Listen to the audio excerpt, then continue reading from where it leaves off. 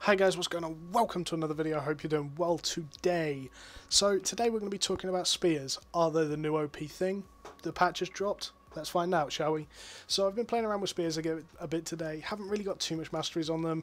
I'm only mastery like 3. I just wanted to get them to tier 4 so I can actually use them and try stuff out. I'm going to talk through all the different spears, try and give a couple of different build ideas, what they're best used for, a bit of an overview above it. So yeah, hope you enjoy, guys. Thank you for watching. The first thing first, we're going to be looking at the first 5 abilities we have here. So first of all, we have Lunging Strike. Stabs enemies in front of you. Any enemy hit will suffer 171 damage and be slowed for 10% for 7.27 seconds. Each enemy hit will apply a Spirit Spear charge to you, which increases your normal attack damage by 35% for 8 seconds. Stacks up to 3 times, and you can keep this buff up permanently. Yes, it's OP. So a couple of different things to talk about with this ability. One, it does a decent amount of base damage actually. It's going to do a pretty considerable amount. It's only a 4-second cooldown.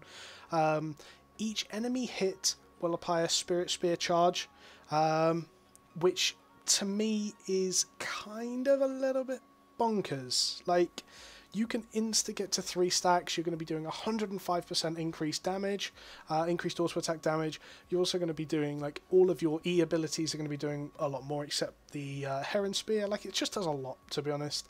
And obviously the slow on everyone. As many people as you can hit, it's going to be pretty strong in itself. Moving on, then we have the Spirit Spear. I actually tried this today, doing just to see how long I could keep the stacks up for, because that's the only thing that's changed here.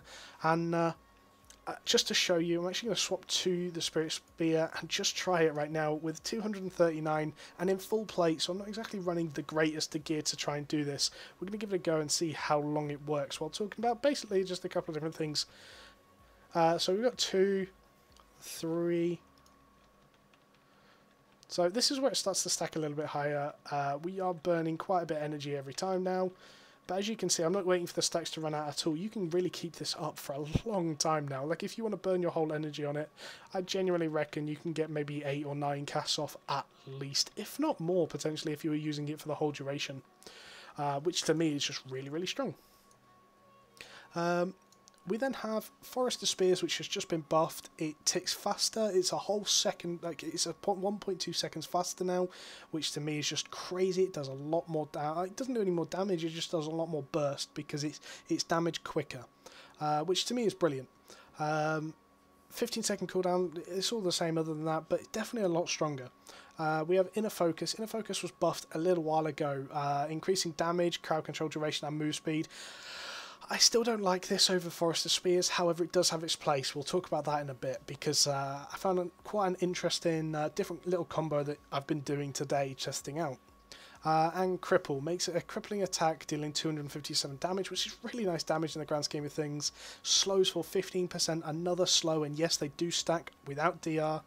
12-second slow. If the target has a move speed active, you remove the buff, and move speed is increased by 50%. So this is just kind of a ganking weapon, in my opinion.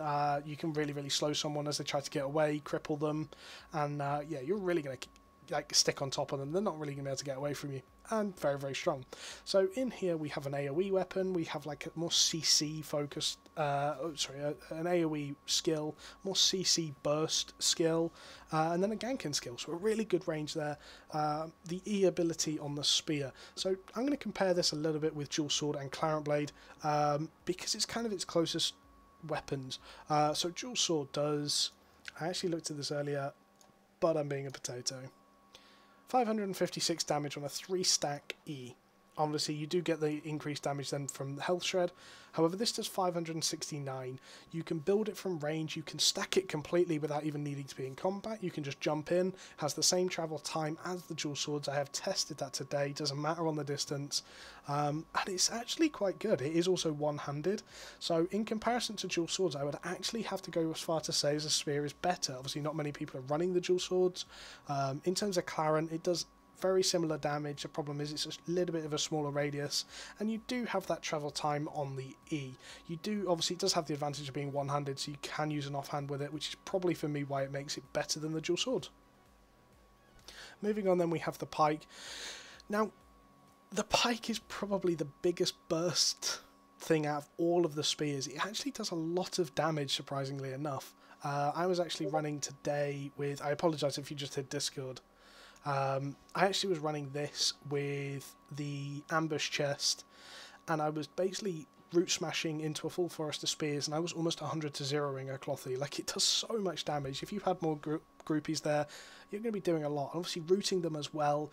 I actually think Pike could be seen in GVGs or Hellgates as an actual frontline DPS, using maybe leather hunter's hood with a stalker jacket or assassin jacket, maybe with the assassin boots. I think you could really do a lot with this weapon right now. Moving on then, we have the glaive. Now glaive's one of the strongest open world weapons, because if you can get someone, if you can pull them in, you can just fling them back. I actually tried this in Hellgates and GVGs, doing a tank glaive where I was pulling someone back and then windwalling a team away. Works really well in Hellgates, but doesn't work so well in GVGs, just because in Hellgates you can typically do that on a choke and then push the rest of the team through a choke. However, in GVGs most people are aware of that and aren't likely to get caught by such little things.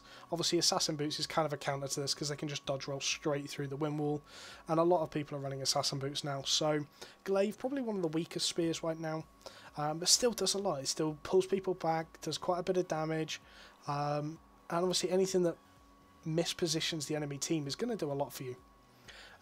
Moving on then, we have the first artifact, the Heron Spear. Now I've been playing Heron Spear two different ways today. I've been playing it as a tank, of which I was running with lunging strike, inner focus, spear throw, and actually when I was doing it this morning I was running with royal helmet, knight's armour and hunter boots, and I was basically building up inner focus with the hunter boots. I was sprinting in, being really mobile. The movement speed is just incredible, getting a stun off, and that stun was lasting for 8 to 9 seconds on clothies. That's a dead clothy. They can't ice block out of it, they can't do anything to get out of it unless there's a cleanse around, and if there's a cleanse around you're going to be able to do it again soon. So yeah, it was really strong. It was really fun to play. Fuzz kind of made that build kind of famous, so to speak, right at the start of beta. This is what he was playing, I believe, for this exact build. I have swapped the knight boots for the hunter boots just to make it that much stronger, in fairness, in my opinion anyway. Moving on then, we have the Spirit Hunter. The Spirit Hunter is arguably the strongest possible open world weapon right now. You can just use it, randomly throw it out. If you get a hook on someone, you're going to do a lot, like they're out of position. Similar to the glaive, but you don't have to miss position to do it. It also roots on hit as well. So they get pulled to you and then rooted at you. For quite a long time, if you're using that Spirit Spear to stack up, you can also do it in a focus as well, get the move speed increase and the increased crowd control duration to increase that root.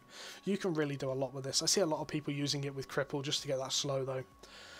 So for people that ask me, and a lot of people ask me this question, Guskey, what is like the most versatile weapon possible right now? I would have to currently say spears. You have something that does good AoE damage burst. You can use this in PvE when you're dungeon farming. You're going to get a lot of fame. Like, you can do a lot of damage with this. Obviously the game's more focused around PvP, but still spear can be a substitute for swords. I wouldn't say it's better. I would probably say it's a little bit worse, but it's still a substitute. You can be used. You've got Heron Spear that can be used as a DPS, running with a hunter shoes, stalker jacket or assassin jacket, and maybe a hunter's hood or some sort of tanky hood, doing a little bit more damage, quite a lot of damage actually, especially when you get the hunter shoes into the stun. You're going to keep them there for so long that you get lots of auto attacks off, lots of forest, like a full Forester Spear off. You can be doing a lot. Or you can run it as tanks. So you have two different options there. You have CC, DPS, or just a full tank. You've got the pike, which is an amazing gank weapon. It's an amazing burst weapon. I reckon we can see it in Hellgates GVGs and in open world. Probably the most versatile spears in my opinion. Glaive, again, I think Glaive is probably the weakest out of the lot at the moment. It still has a place in open world, maybe even the odd sort of niche pick in Hellgates and GVGs, but I don't think it's going to be the best spear by any means. Then we have the Spirit Hunter, which, like I said, is, in my opinion, the strongest possible spear for open world, the strongest possible weapon for open world. You get a random hook on someone, it doesn't matter if he has 100 people with him. If you get a random hook onto him, you're going to pull him, make him go out of position, and he's likely to insta-die. We were doing this the other day in open world, and yeah, you really can insta-kill people. So I think spirit changes are good. I think it's brought them to a place that they can be used. They're very underrated, so now's a good time to get onto it and try it out. I've actually been playing Heron Spear Tank today, and I've enjoyed it so much more than Mace Tank, mainly because I could solo stuff, and that sounds like something stupid, but honestly to me, being able to go out there at odd hours in the morning when I'm not really doing much, I can't sleep, do whatever, I can go out to a dungeon and I can actually farm myself up, even in full play. It's so good, and for that reason I'm actually very much considering playing something like a Heron Spear on launch. Heron Spear Tank on launch. But guys, tell me if this has changed your plans at all. Do you like the spear changes? What's your favourite change from the patch? Yeah, so thank you for watching, guys. Like, comment, subscribe. I apologise if the fans, so just a bit of a public service announcement, just to end this video, I apologise if the fan's noisy, if you can hear it at all, I don't know if you can. I've actually figured out what the problem is, finally. I've figured out what the problem is, right, but a potato PC, and I've got parts coming in the next day or so, hopefully by tomorrow it'll be fixed, and yeah, so this is hopefully one of the last times we're going to have to deal with this issue. I know it's a bit of a nightmare right now, and I can only apologise for that, guys. Also, just one more thing, I'm currently trying to sort out the contract with doing like the casting stuff with the official channel. As soon as I find out what days and things like that, like the structure towards that, I'm going to be making a schedule for my own Twitch, back to streaming again. So guys, please stick around the channel, lots coming up soon.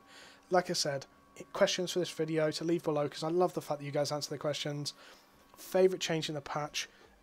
Are you looking at playing Spears at all? And do you think this has made Spears viable? Do you think there's more changes that need to be made? Or do you think Spears were good as they were? So anyway, guys, like I said, thank you for watching, and I'll catch you later. Goodbye.